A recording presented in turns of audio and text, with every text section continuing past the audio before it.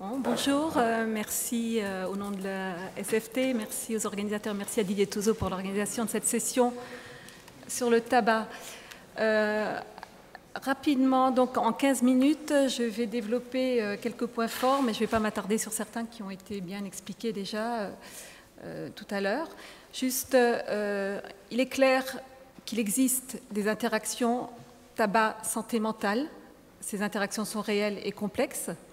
Il est clair qu'il existe aussi, et ça on ne le sait encore pas trop, on ne recherche pas assez non plus une demande des patients de prise en charge du tabagisme. En réponse, malheureusement, il existe encore un certain nihilisme thérapeutique, alors qu'on a un traitement de la dépendance à la nicotine qui est efficace. Et enfin, je dirais quelques mots sur la dénormalisation du tabagisme en hospitalisation psychiatrique, qui reste encore malheureusement insuffisante. Donc le plan reprend toutes ces idées dont j'ai parlé. Alors, la conception classique qui existe encore consiste à considérer le tabagisme comme une thérapeutique, comme une automédication pour traiter les symptômes dépressifs, anxieux, le stress, la schizophrénie. Alors ça, c'est vrai que c'est réel. Sur le court terme, qu'est-ce qu'on remarque? C'est que le manque de nicotine entre deux cigarettes se traduit par des symptômes de manque qui peuvent être des troubles anxieux, des troubles de l'humeur, l'irritabilité, la nervosité, on l'a dit. Donc la consommation de tabac soulage, en tout cas temporairement et sur le court terme, ces symptômes de manque. Mais sur le moyen terme et sur le long terme, le tabac est plutôt à l'origine d'aggravation de certains symptômes. Notamment là, la consommation journalière de tabac est associée à un risque augmenté de psychose et un âge plus précoce de début de psychose. La causalité de consommation de tabac-psychose doit encore être confirmée, mais l'éditorial qui accompagne cet article paru dans le Lancet évoque le rôle possible de la consommation associée de cannabis. D'autre part, une autre étude montre qu'il existe une association entre l'âge de la première cigarette et la survenue d'une psychose à l'âge adulte. Là aussi, la causalité nécessite encore d'être confirmée. Donc au total, il existe une association tabac-psychose dont la causalité est possible. Alors, il y a un autre point qui est bien connu pour le tabac et dont on parle beaucoup, qui est la neurotoxicité pour l'alcool, je veux dire neurotoxicité de l'alcool au niveau cérébral.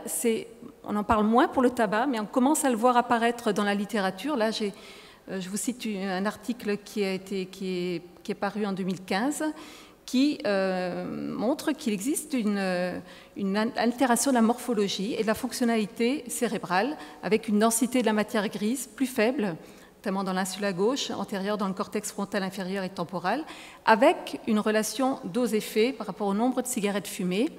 Et ces altérations, il existe également des altérations de la connectivité fonctionnelle dans cette étude qui a été mise en évidence. Donc, fumer, le tabac altère la morphologie et la fonctionnalité cérébrale. Enfin, par rapport au suicide, je ne vais pas revenir dessus, Yvan l'a bien expliqué, la consommation de tabac augmente le risque suicidaire. Alors là, on a vu les risques liés à la consommation de tabac. Maintenant, quels sont les bénéfices de l'arrêt? Là aussi, une étude qui est parue en 2014 dans le BMG montre qu'arrêter de fumer améliore la santé mentale. L'arrêt du tabac, on l'a dit aussi, je vais passer assez rapidement, est associé avec une réduction de la dépression, réduction de l'anxiété, du stress, améliore l'humeur et la qualité de vie par rapport à la poursuite du tabagisme, et que l'importance de cette efficacité est équivalente, voire plus importante que celle des traitements antidépresseurs prescrits pour anxiété et dépression. Alors, les patients payent un lourd tribut au tabac, les patients suivis en psychiatrie. Pourquoi? Parce qu'ils sont très nombreux à fumer. La prévalence est double par rapport à celle observée en population générale. Cette prévalence ne diminue pas, contrairement à ce qu'on peut observer dans la population générale durant la dernière décennie. La dépendance nicotinique est souvent plus importante chez ces patients. La morbidité et mortalité liée au tabac est souvent également plus importante chez ces patients, avec une espérance de vie réduite, entre 10 et 20 ans, ce qui n'est pas rien, une réduction de la qualité de vie également qui est observée, et ceci représente des coûts économiques énormes pour la société.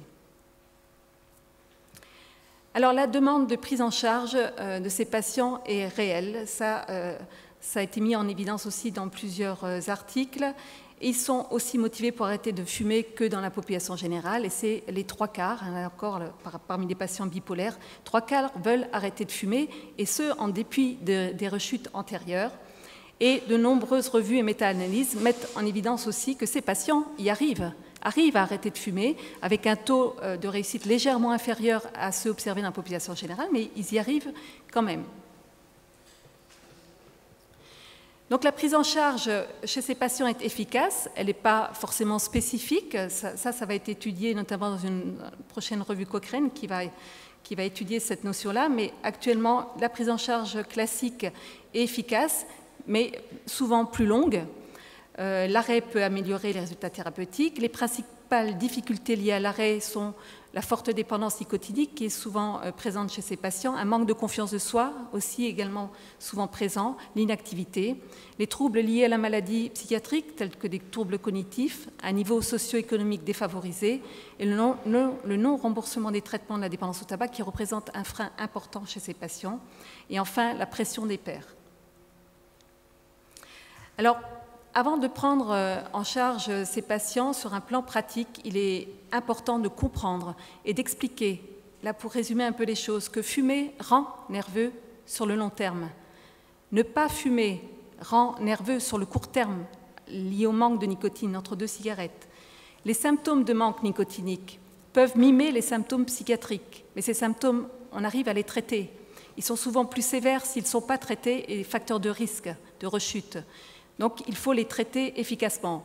Le gros problème, c'est que 2/3 des fumeurs, que ce soit en psychiatrie ou en population générale d'ailleurs, 2/3 n'utilisent pas le traitement de la dépendance nicotinique, n'utilisent pas les bons traitements, ou les utilisent mais pas suffisamment longtemps, pas suffisamment bien dosés lors des tentatives de sevrage. Et donc ça favorise les rechutes. Et il est important, on utilise des fois d'autres traitements non recommandés.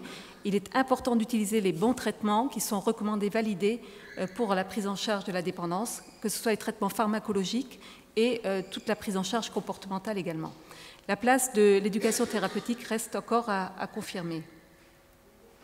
Alors, je ne vais pas m'étendre sur cette diapositive et revenir sur les traitements actuellement validés, juste les citer, substitut nicotinique, varenicline, bupropion, et vous voyez que l'association de substituts nicotiniques, les dispositifs transdermiques associés à des substituts oraux sont ce qu'il y a de plus efficace. Alors, la prescription de ces traitements pharmacologiques pour la dépendance nicotinique n'aggrave pas les symptômes psychiatriques en cas de sevrage tabagique. Ça a été mis en évidence aussi dans de nombreuses revues, que ce soit avec les substituts nicotiniques, avec la varenicline, avec le bupropion.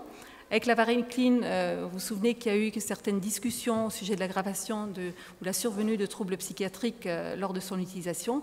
Là, il y a une revue récente qui date de 2015 qui montre qu'il n'y a pas d'augmentation du risque de suicide, de tentative de suicide, d'idéation suicidaire, dépression, mort chez les patients traités par varenicline, patients sans et avec atteinte psychiatrique. À côté de ça, il est important d'associer toute la prise en charge comportementale, toute l'importance du conseil minimal d'arrêt, les interventions brèves. Je rappelle les 5A, je ne vais pas revenir dessus. Là, il est important aussi d'aller jusqu'au bout de la démarche, parce que souvent, on s'arrête aux 2 premiers A. Les 2 premiers A, identifier systématiquement tous les consommateurs de tabac, on le fait.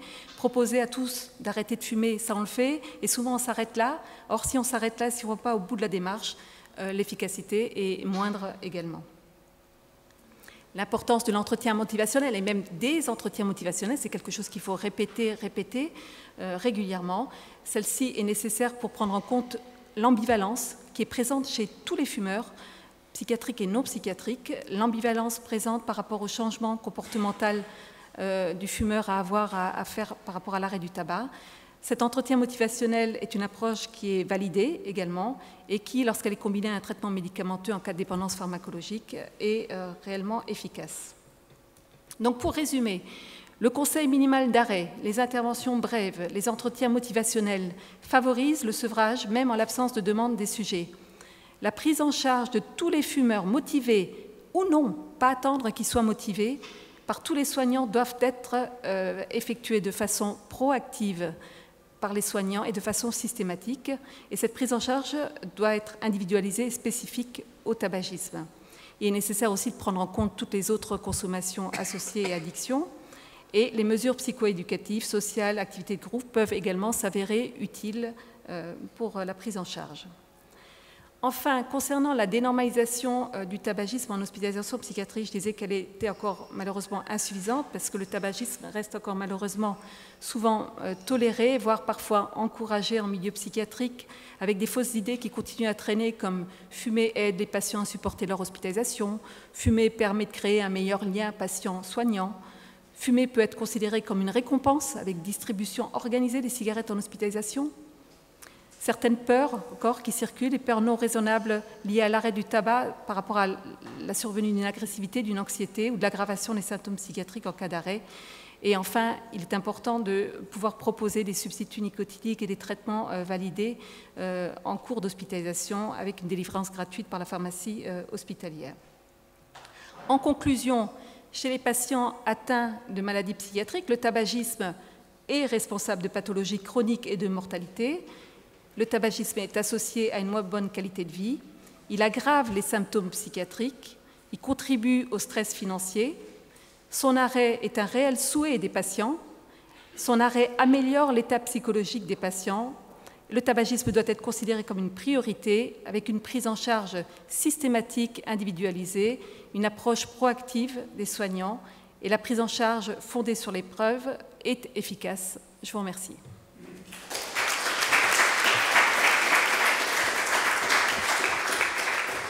Merci Nathalie. Mais s'il y a des interventions, questions à Nathalie, c'est le moment. Non? Ah si, quand même.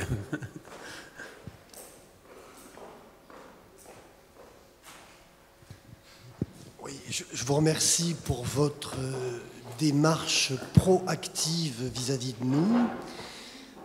Je suis psychiatre des hôpitaux, j'ai la barbe blanche et je dois dire que je ne me suis jamais suffisamment intéressé à la question du tabac à travers ces années de psychiatrie générale. Je suis jeune dans le champ de la dictologie, on va dire, et je trouve que c'est une catastrophe par rapport à ce qui se passe dans les hôpitaux psychiatriques.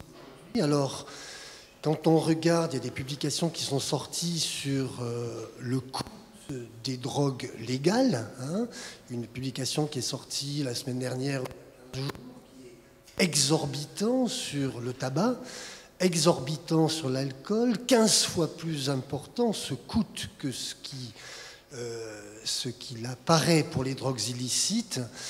Et donc, je trouve que c'est catastrophique la façon dont les psychiatres ont laissé des populations de malades mentaux fumer à travers des idées qui se révèlent être des idées fausses où, effectivement, moi aussi, j'ai amené des cigarettes à des patients qui étaient en chambre d'isolement.